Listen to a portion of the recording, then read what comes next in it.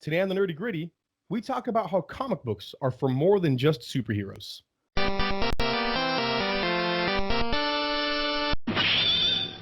Hey everybody, welcome back to the Nerdy Gritty where we delve deep into the details of pop culture. I'm Fox. I'm Dez, and we have a pretty cool guest with us today. We do. Hi, Chandra.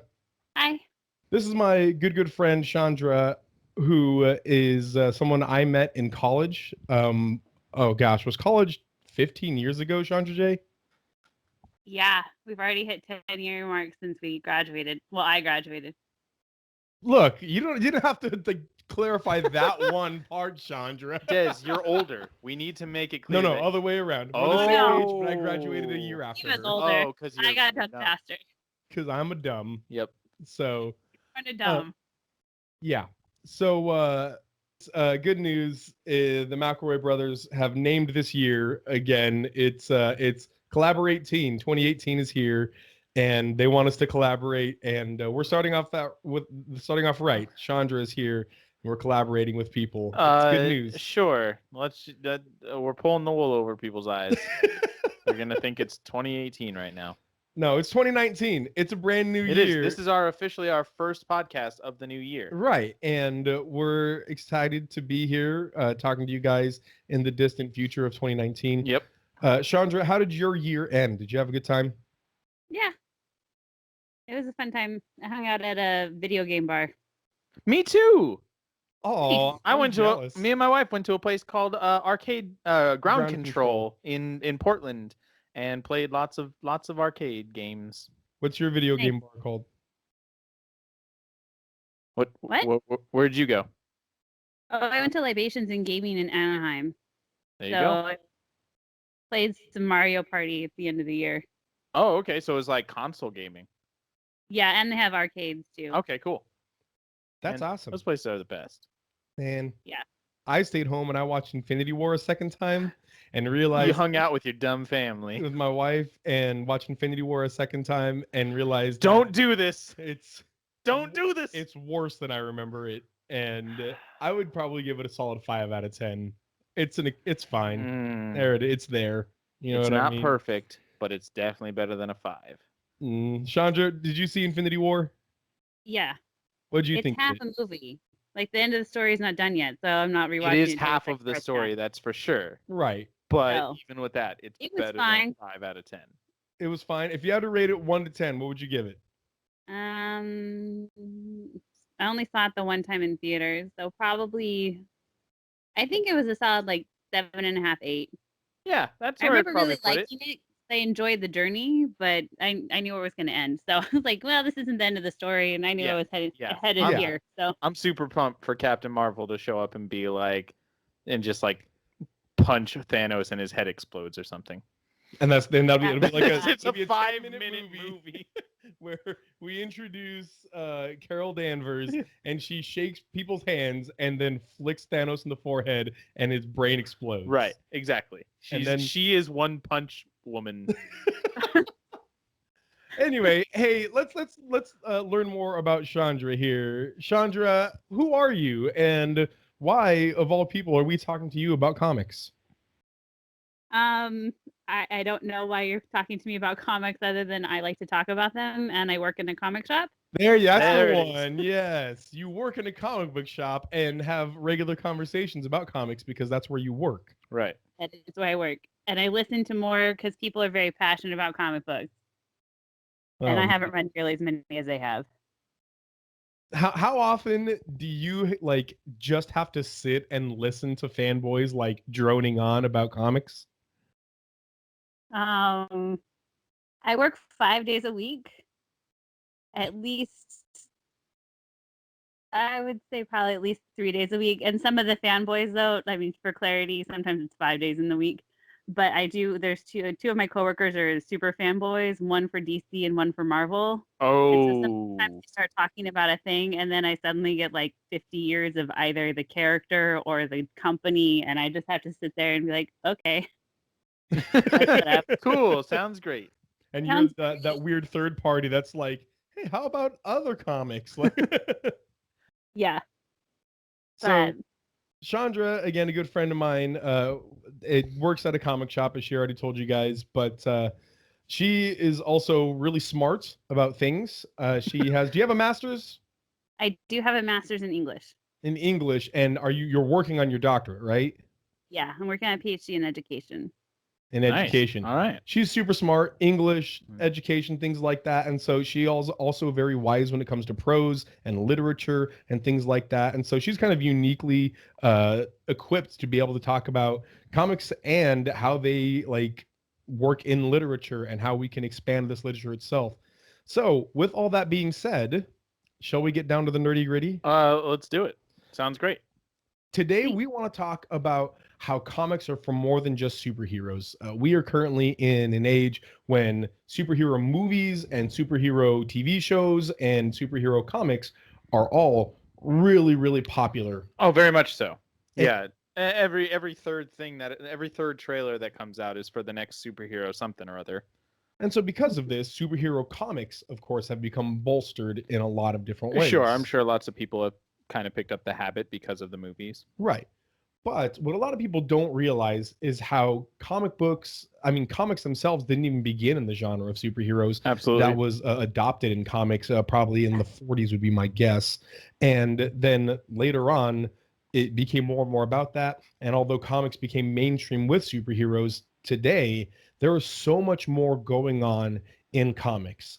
So here's what I want to ask you guys and how we're going to start out here. Why do you think that comics need to be more than just about superheroes? What is it about the genre of comic books, the medium of comic books that make it something that you want to see more than just bam pows? Chandra, let's start with you. What is it about comics that makes you want to see more than just superheroes on those pages? I think in part because it's a little bit more accessible. Well, comic books can be tricky to read because you have to read both the words and the images.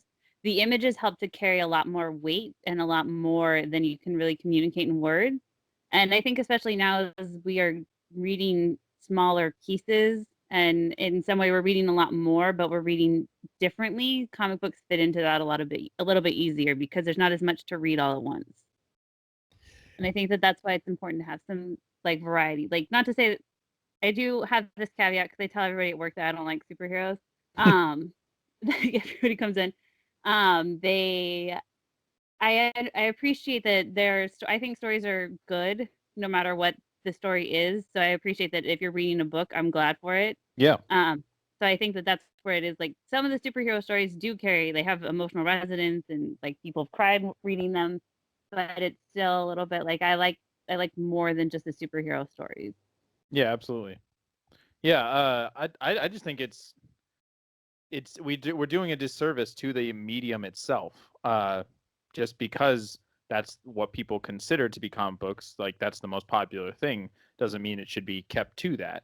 And I really wish bigger companies would take some time. It's hard to say that they don't put a spotlight on non-superhero stories. Marvel doesn't a whole lot, actually. DC does a better job at it with like their Vertigo line, but I think it's time to it's like if we just saw movies as a way to only tell stories about romantic comedies, like only romantic, like that's Right. really the best way to so let's just no, it's like it's just an artistic medium. It can literally the entire breadth of human emotion can be depicted through it, and same with comics. So let's make sure that we're not just focusing on or trying to make sure that we're trying to do more with it. Yeah, whenever I talk to people about comics, I always like people are like, "Oh, you read comics?" And I'm like, "Yeah." And they're like, "Oh, and there's always this little bit of judgment to it, of course, and well, not always, usually there are, but what I tell people when they kind of question it or they're asking if I'm too old for it or like, "Oh, do you read it with your kids or whatever?" And I mean, sometimes yes, I do, but what I tell them is comic books just have like this mind presupposition of childlikeness because that's what it was for so long. But at the end of the day, it's just an artistic medium.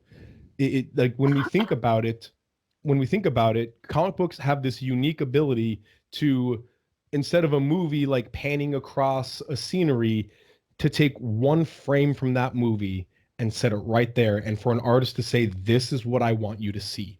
I want you to see it from this angle."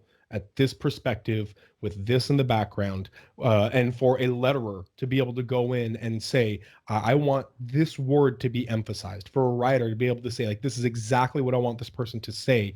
And every step of the way, it's a collaboration of artists coming together and saying, here's exactly step by step what we want you to see and what we want you to hear and what we want you to read and how we want you to perceive it. And each panel is in and of itself like a small artistic piece.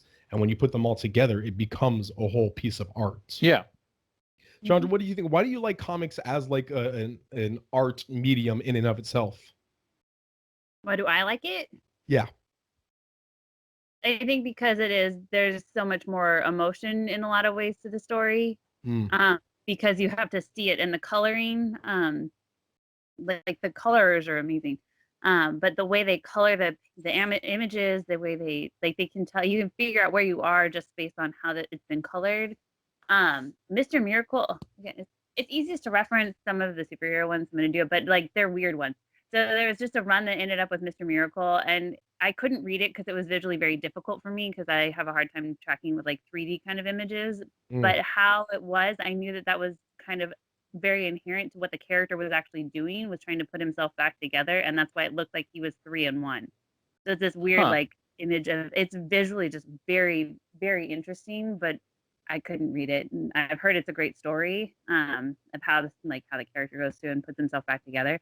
But he's an older DC character. Yeah. Scott Free, Mr. Miracle. Mm-hmm. Yeah, I mean, and on that note, and again, it's ironic that we're referencing superhero comics here, but Batman Court of Owls, there's a moment in which Batman is like struggling with his sanity, and as you're going through it, it turns into vertical. The panels turn vertical, and you have to turn the book itself, like the entire book itself, and start reading.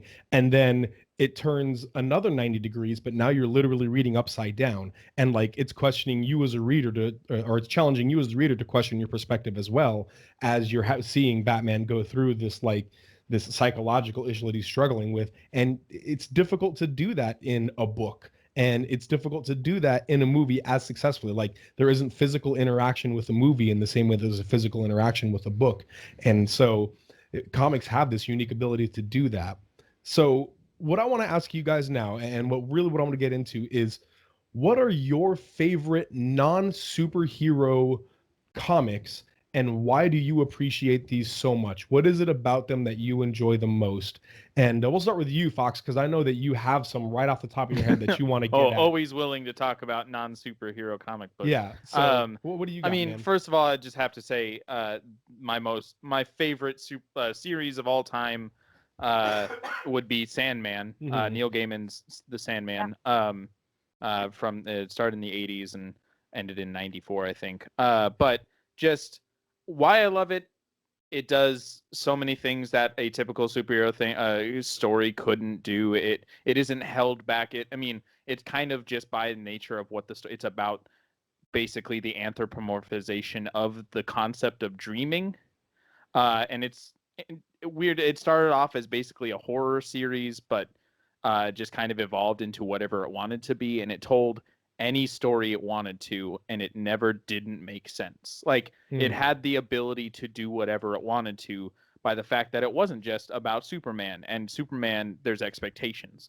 He's got to punch the monster. He's got to, make out with Lois Lane. He's got to go into space and, find other superheroes. He's part of the Justice League. If you don't see these things, there are stories about Superman where they don't do those things, but those are the one-offs, and those are the not really main. They don't do those all the time mainstream. Sandman, though, he's an original character, basically, for the most part, and you can do whatever you want with him. It allows you to free up, and which is why I like a lot of stories that aren't focused on the superhero genre. Because they don't come with the baggage that superheroes do. Now, great authors can take those superhero ideas and turn them on their head and make them great, which is why another one, which I'm just going with the obvious ones here, like Watchmen, which is, I guess, technically a superhero series. Actually, it's not. Out of Dr. Manhattan, the only real... There are no superheroes. There are no supers, but even and then, Dr. Manhattan is not a hero. That's so true. He is a tool of the government. and then he literally hates you. He just decides to leave the galaxy because he hates humanity.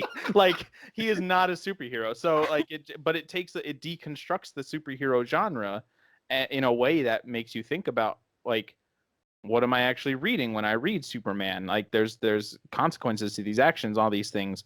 And Sandman is my go-to one because it's basically still going. There's a whole Sandman universe now, which has been pretty okay. There's 4 different series that are different in quality, I would say. But those are my 2 major ones. There's probably several others that I can get to.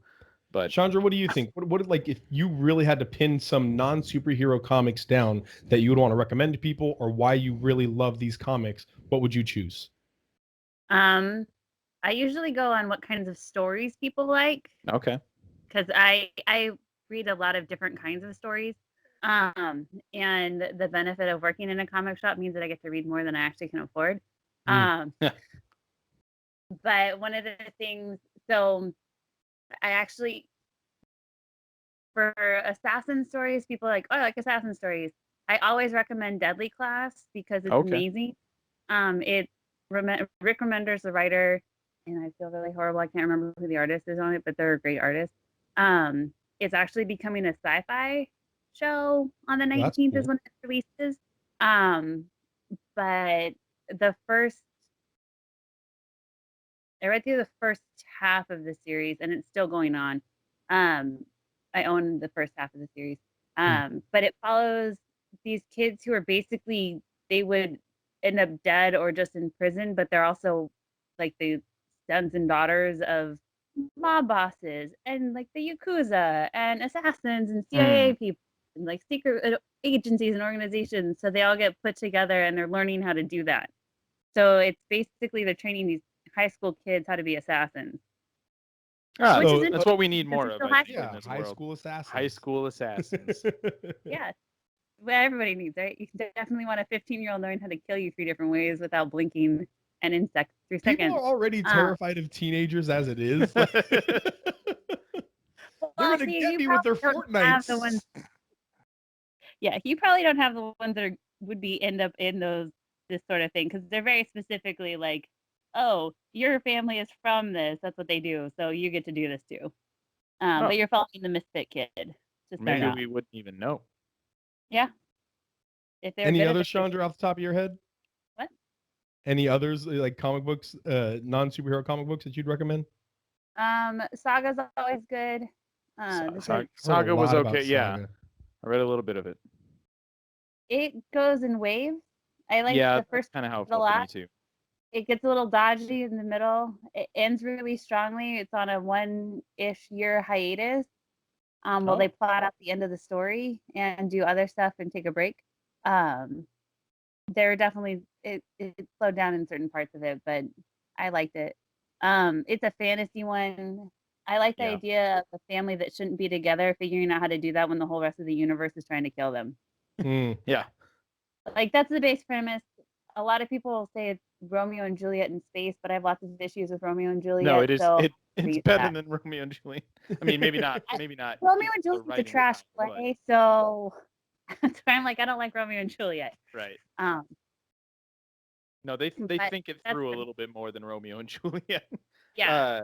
No, for sure. So I'm like, that's not really helpful explanation, but I like the idea of a family that shouldn't exist, existing and fighting to continue to exist. They are and for sure star-crossed lovers, basically.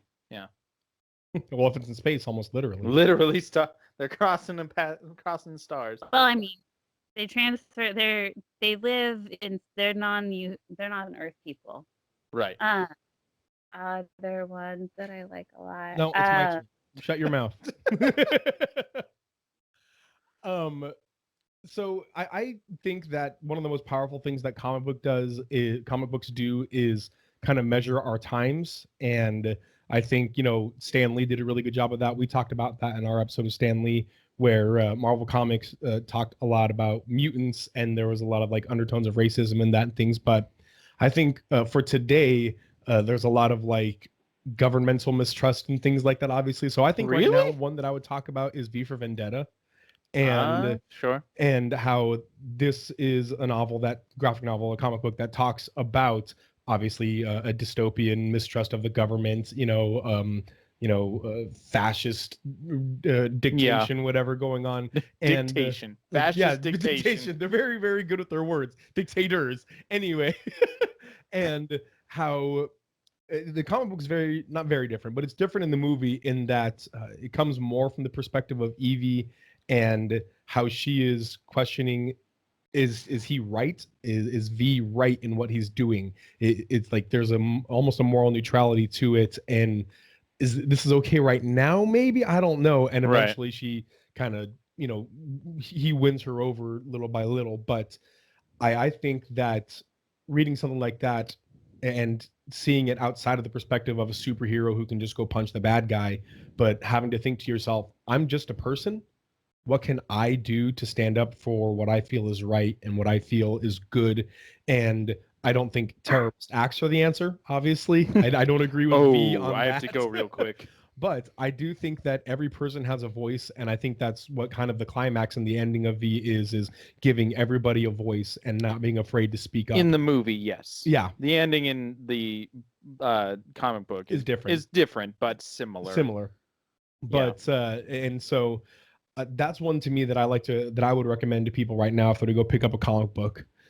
So no, wait, hold on. Oh, go ahead. While we've been talking about this, I've thought about like pretty much every story we've talked about is very V for Vendetta is pretty grounded, and Watchmen's pretty grounded too. But they're all like sci-fi or fantasy, like dystopia or space travels and all these things, which is perfectly fine. Like, I'm not trying to disparage those, but comic books can do more than that. Right. I have a couple series. Well, I have one of them.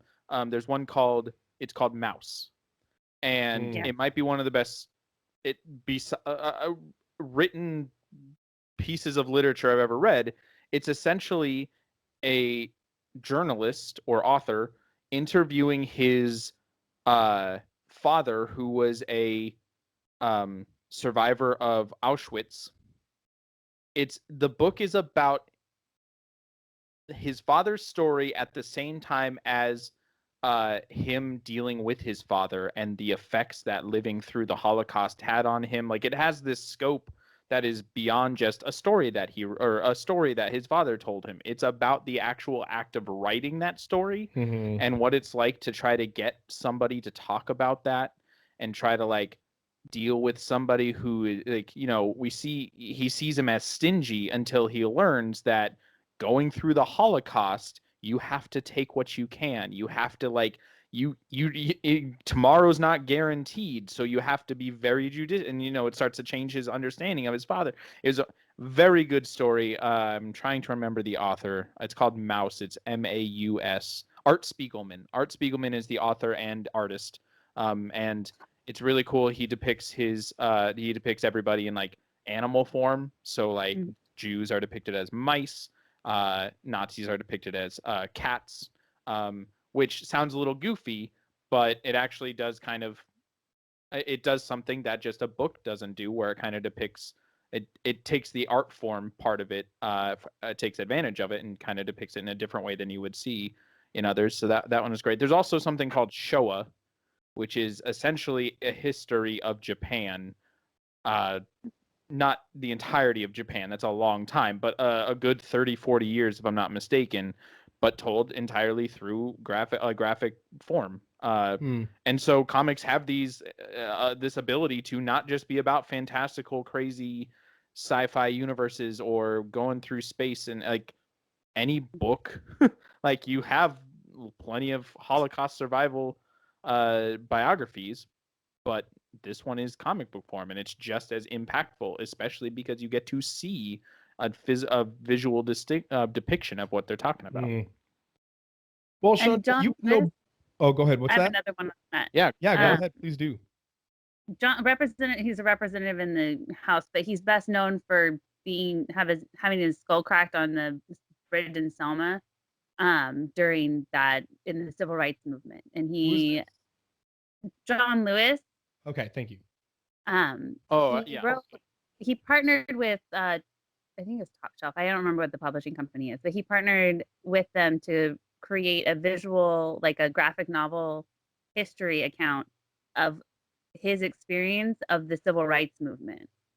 And there's 3 volumes on it, and it is phenomenal. And it takes you through in a way that's a little bit easier in some ways, because a lot of the civil rights movement, the visual images aren't connected to their actual stories anymore. They've been separated out in a lot of ways. And I think that it does a really good job of putting those back together. So like the children's march in Birmingham, the visual image for that is that one of the police, the German Shepherds attacking people, those were all kids. And that kind of gets put back together in the story itself as it's going through telling that. And so that's one of those things that I really like about it, because it tells a history that isn't that old, but is also not remembered correctly, from somebody who lived and led it. So that was really good. 3 volumes. Yeah, I didn't know that existed. I'm gonna have to check that out. Oh, it's so good. So, I mean, on that note, why don't we see more things like Mouse or what is this called, Chandra? What's this book called? March? Yep. March. Cool, March. Well, why don't we see more things like Mouse? Why don't we see more things like March that are trying to take historical events and put it into something of the artistic medium of comics? Why don't we see that more often? We see like actual novelizations and movie depictions all the time. Why not comics? Mm-hmm. I would say it's more of a societal, I don't know, understanding of what a comic is supposed to be. The weird thing is, comics did not start for kids. Like they didn't start as there's a difference between what they wrote for kids and what we consider to be for kids these days. Right. Like it used to just be like noir, like you had superheroes too, I guess, but you had like these noir and soldier. A lot of horror. Yeah, a lot of horror was huge. Yeah, and it kind of caused the creation of like the Comics Authority and stuff, because all these things like but yeah, just people have this understanding that a comic book, like the very idea it's called a comic book. You think, oh, Sunday morning comics in the newspaper, like it's just a picture with a joke. Like it's not considered to be literature. It's considered to be fun. I'll go watch a Marvel movie, but that's popular. I don't know. I think it largely, we don't see a lot of it in mainstream, because you can find a lot of it if you look for it, but we don't see a lot of it on shelves or transferred into those other mediums like superheroes are, because there's just a public misunderstanding of what a comic book is supposed to be. What do you think, Chandra? I think also all of that, and then the idea that little kids read books with pictures, and then you have to learn how to read read books without pictures, and that's when you get older, and that's what you do. So then to think, oh no, but you then continue on reading books with pictures, which is a way to look at comic books. Yeah, that's not viewed as adult enough or smart enough, because I think, again, people think, oh, little kids read books with pictures, because otherwise you should just be able to read the words. And they don't see the art itself is sometimes very difficult to understand what's happening, and not because it's unclear, but just because there's a lot happening in the story. Man, so that's right. And it's so true, because go ahead, sorry. Yeah, we privilege words over art. Over pictures. Yeah. And so I'm going to say, and so we get cartoons like Steven Universe, which are actually valuable pieces of art, and the artists do a great job and the voice actors do a great job of conveying a lot of different really cool things going on. Or like the new Voltron series was really, really good as well. I mean, anime is treated a little bit different, but there are like plenty of the new She-Ra series that has just come out. There's a lot of quote unquote cartoons that people look over really, really quickly when they're actually communicating a lot of really, really good things because of our perception of these things. Like with comics, I also think that there's a problem that movies have as well, or at least used to have, and that is getting your book published is difficult when you don't have a publisher backing you, and getting your very serious historical comic book published by a mainline publisher is difficult to do when you are producing something that is maybe perceived as boring or too adult themed or whatever else. Or just won't sell. Yeah, it just Like, won't sell. It's a money making industry, and if it's not going to make you money, then we're going to pass Yeah. sometimes. Mm-hmm. So what can we as readers do to introduce more people to comic books that aren't Bam Pow superhero? Like, what do you think, Chandra, is the best way to talk to people about the art form of comic books, not just the exciting capes and punches? I think it's a lot of talking about the kinds of stories people like to read or enjoy watching, and knowing what is all out there. Yeah. There's a lot. There's so much. Yeah. And when you're talking about different lumberjanes, like I think a lot of the stories we tell anyway have a lot of fantastical elements because a lot of people don't want to read their own life in a lot of ways. They'd like to see something that's different. I don't think that's a problem. Um, but I think on some level, it's a lot. A lot of the major book publishers have graphic novel imprints or will publish the graphic novel or comic book. Lumberjanes comes to mind for that, which is an all ages book, and it follows a group of, they aren't Girl Scouts, but they're some sort of non Girl Scout. Sure. And they are at a camp called Lumberjanes, and that's what they're doing. And it's about their friendship. Like, that's the point of the story, is their friendship together as they're facing these really kind of bizarre wood mystery things that are happening. Scholastic's the one that published that.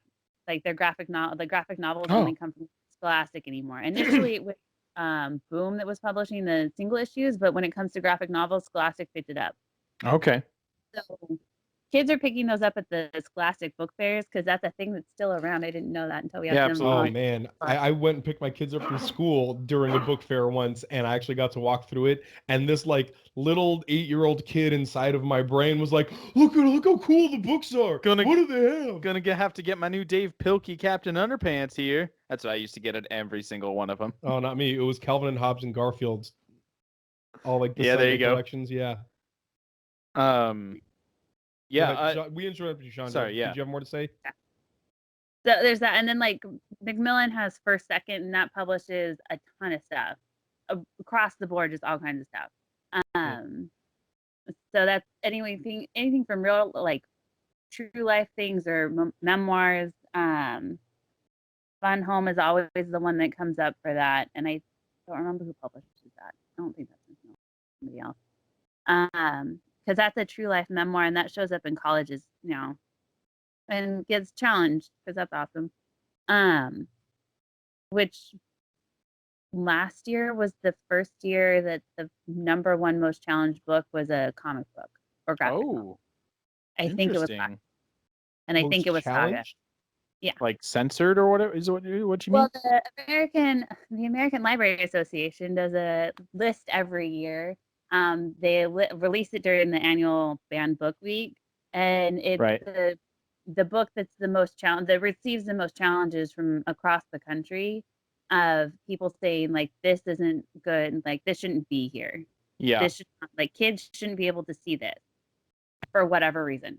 Right. What comic was it? Do you know? Not at great level. There's sex or violence or drugs or homosexuality, and they're like, no, this isn't a thing that we can have. Right. So I think it was Saga that was most challenged. Okay. The year before, almost half the list was comic books or graphic novels.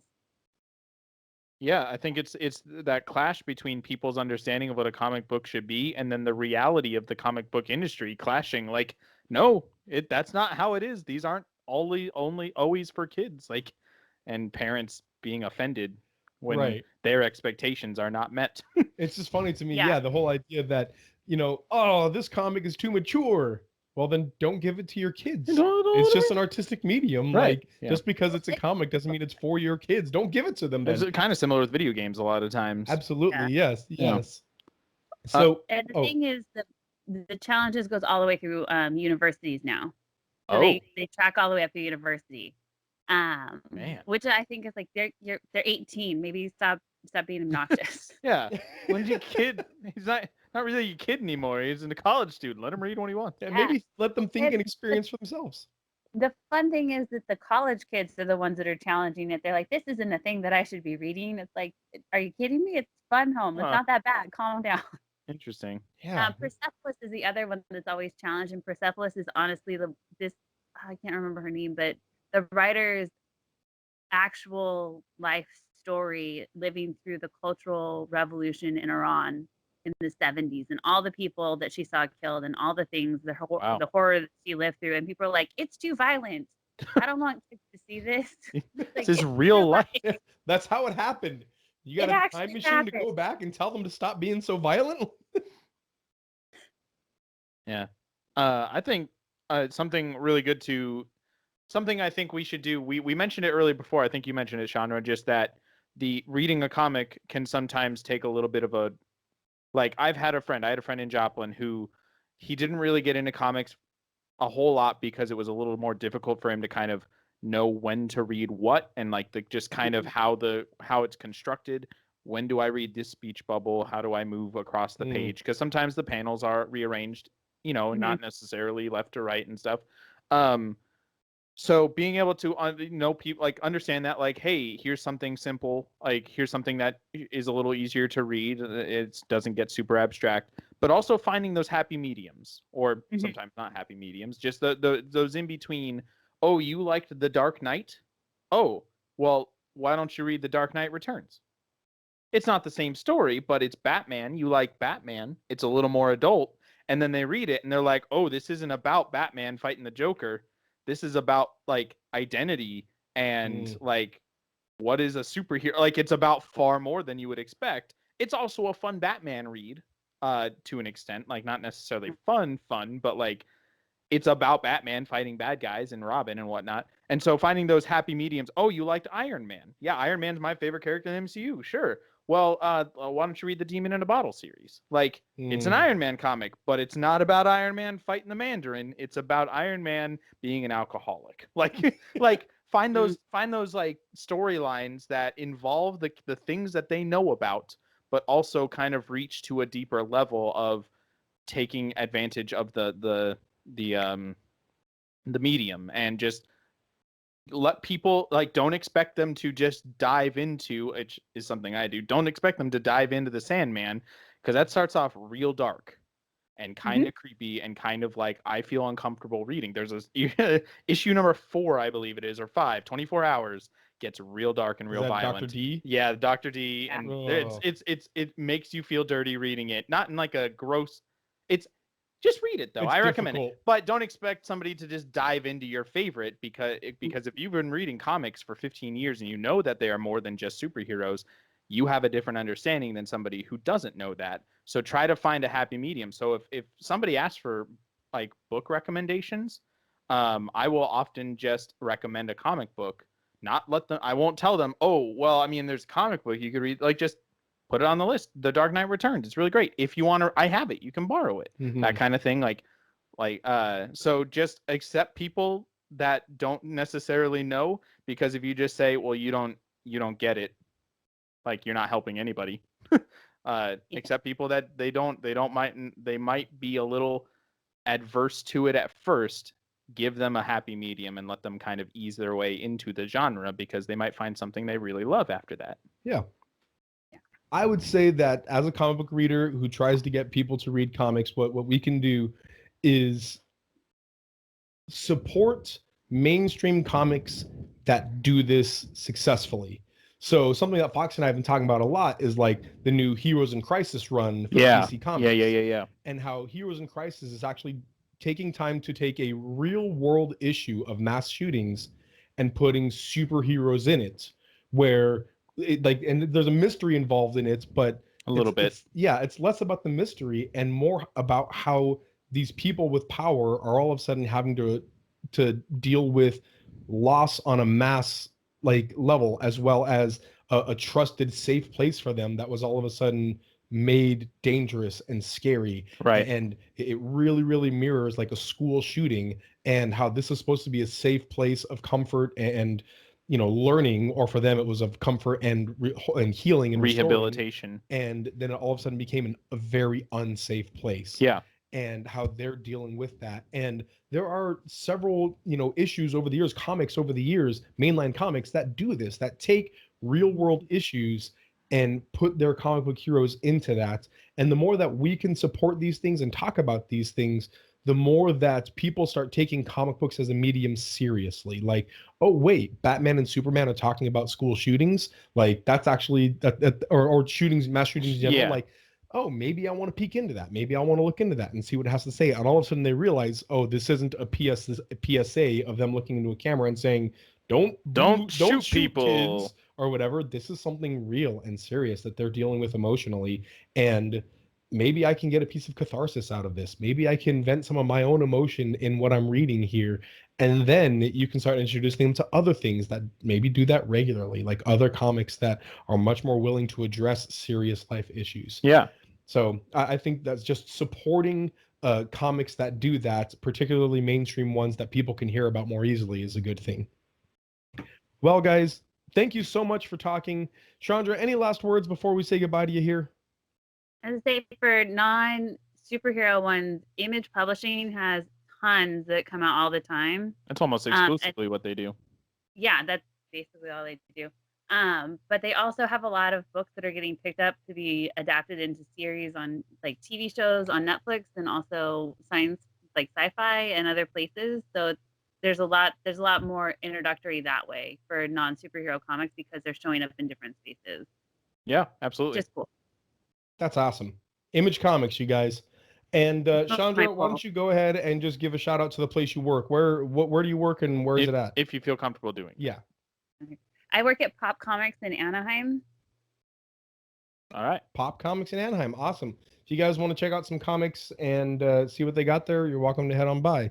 Well, Chandra, thank you so much for joining us. Yeah. Thanks for having me. And hopefully we'll have Chandra on again. There's several things we want to talk with her about, and hopefully we'll find a much more successful recording device than Skype, because we've talked over each other a few times, guys, and that's because there's a delay. There's always between that our conversation. delay. Yeah, so sorry about that sometimes. Thank you guys for listening. Thank you so much for joining us, and always remember that saved games save lives. Bye, guys.